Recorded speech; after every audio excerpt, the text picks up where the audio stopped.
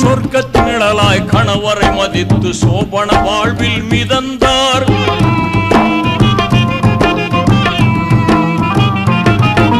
சொர்க்கத்தின் நிழலாய் கணவரை மதித்து சோபன வாழ்வில் மிதந்தார். அருமை மைந்தர்கள் ஹசன் ஹுசைனின் அன்பு தாயாகி மகிழ்ந்தார்.